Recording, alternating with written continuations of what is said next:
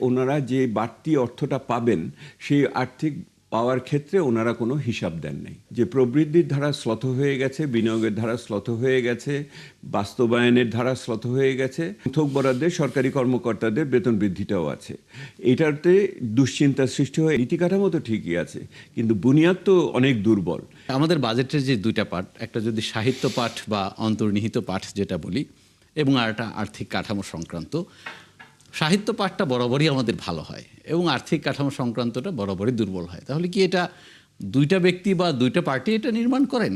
কেন এত অসামঞ্জস্য থাকে? আমি বলবো যে এইবারের পার্থক্যটা হলো এই, যে একটা বড় ধরনের আর্থিক কাঠামো যেখানে আয় ব্যয় এবং ঘাটতির অর্থায়নের বিষয়টি থাকে, তার বাইরে যে সমস্ত ব্যবস্থা থাকে, যে সমস্ত ইংরেজিতে আমরা মেজার বলি, মানে পদক্ষেপগুলি থাকে, আমি মনে করি এই পদক্ষেপগুলি আগে অনেকের চেয়ে ওনারা চিন্তাশীলভাবে তৈরি করেছেন। সেহেতু আপনি বিভিন্ন খাতওয়ারি যদি দেখেন, এটাকে ওই উদারীকরণ এবং বিনিয়ন্ত্রণের অংশ হিসেবে সেটার ভিতরে চিন্তা আছে বলে মনে হয়। যেমন করে আপনার বিভিন্ন জিনিসপত্রের দাম কমানোর ক্ষেত্রে কোথায় কোথায় প্রয়োজনীয় বিষয়ে ভ্যাট কমানো হবে, যদিও আবার ভ্যাটের আপনার পরিধি বাড়ানো হবে। সেইটা একটা বড় জিনিস ওনারা যেটা করেছেন, সেটা আগের কোনো বাজেটে ছিল না। সেটা হলো প্রেডিক্টেবিলিটি, মানে এটা প্রক্ষেপণটা বা আন্দাজ দেখতে করার ক্ষেত্রে এক ধরনের নিশ্চয়তা দেওয়া। 5 বছরের হিসাব ওনারা সামনে নিয়ে এসেছেন, অর্থাৎ আগামীতে আয়কর কি হবে পরবর্তী, এই বছর শুধু না, আগামী 4 বছর, সেটা ওনারা বলেছেন। এটা তো মধ্যমেয়াদী বাজেট কাঠামোতে মোটামুটি না, মধ্যমেয়াদী বাজেট কাঠামোতে সুনির্দিষ্টভাবে করের স্তর অনুযায়ী কি করের মাত্রা হবে সেটা বলা থাকে না।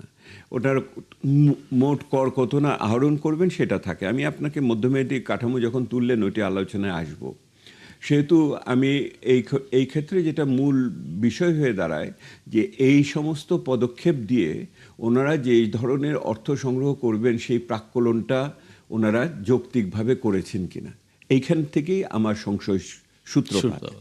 এবং সংশয় সূত্রপাতটা হলো এই, যে সমস্ত আর্থিক পদক্ষেপ ওনারা দিলেন তার ফলে ওনারা যে বাড়তি অর্থটা পাবেন সেই আর্থিক পাওয়ার ক্ষেত্রে ওনারা কোনো হিসাব দেন নাই। অর্থাৎ আমি কোন কোন ক্ষেত্র থেকে আর্থিক ছাড় দিলাম, তাতে আমার কত টাকা চলে গেল, আর কোন কোন এলাকাতে আমি কত বেশি সম্প্রসারণ করে আয় করব, সেইটা থেকে নিট আমার কত বাড়বে, এবং সবগুলো নিট যোগ দিলে পরে ওই যে জাতীয় রাজস্ব বোর্ডকে যেই প্রাক্কলনের বোঝা ঘাড়ে তুলে দেওয়া হয়েছে, সেই বোঝা কি অতখানি ওজন হবে কি হবে না, আমি আপনার এটাই একটা বড় বিষয়। কথার প্রেক্ষিতে একটা আমি একটু দ্বিমত করেই প্রশ্নটা করব। আপনি বলছিলেন যে বরাদ্দ বিভাজনে মোটামুটিভাবে একটা সামঞ্জস্যপূর্ণ চিত্র তারা রাখতে পেরেছেন, স্বাস্থ্য শিক্ষায় মোটামুটি গুরুত্ব দিই, কিন্তু স্বাস্থ্য খাতে সবশেষ বাজেটে বা চলতি বাজেটে 35,000 কোটি টাকার মতো বরাদ্দ ছিল, এবার সেটা 69,000 কোটি, 95% তারা বাড়িয়েছেন। কিন্তু 10 মাসের বাস্তবায়নের হার কিন্তু সবচেয়ে কম যে মন্ত্রণালয়গুলো, স্বাস্থ্য তার একটা। আপনি এটাকে কি সমর্থন করেন? আমি তো তৃতীয় প্রশ্নে আসার সুযোগই দিলেন না, আমি তার আগে আপনি প্রশ্ন করলেন। সেটা হলো যে প্রথম বিষয় হলো নীতি কাঠামোর সাথে আর্থিক কাঠামোর কি পার্থক্য বা এটার ভিতরে সামঞ্জস্য আছে কিনা। তৃতীয় যে বিষয়টি আছে সেটা হলো যে প্রবৃদ্ধির ধারা শ্লথ হয়ে গেছে, বিনিয়োগের ধারা শ্লথ হয়ে গেছে, বাস্তবায়নের ধারা শ্লথ হয়ে গেছে।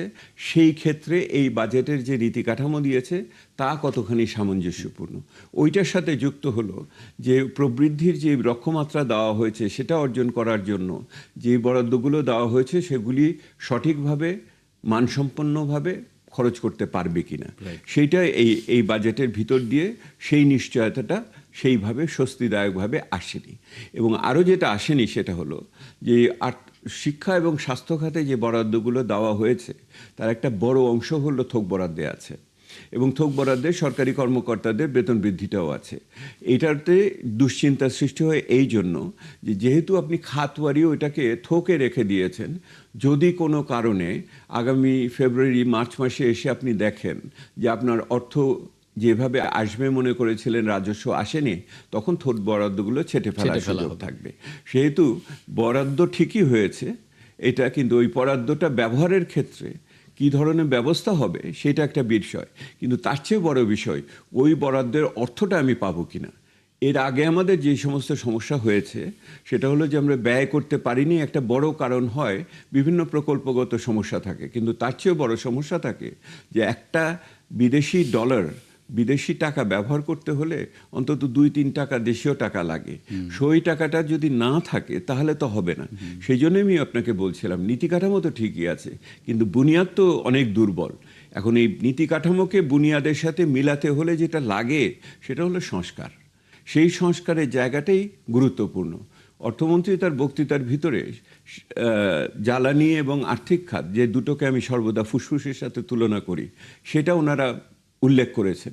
কিন্তু ওইটার যে আরও বেশি গভীরে যে সুনির্দিষ্টভাবে, ইংরেজিতে বলি গ্র্যানুলার, অর্থাৎ খুঁটিনাটিগুলো যে বলবেন সেই খুঁটিনাটিগুলো সেখানে কিন্তু ওইখানে নাই Right. এই মুহূর্তে।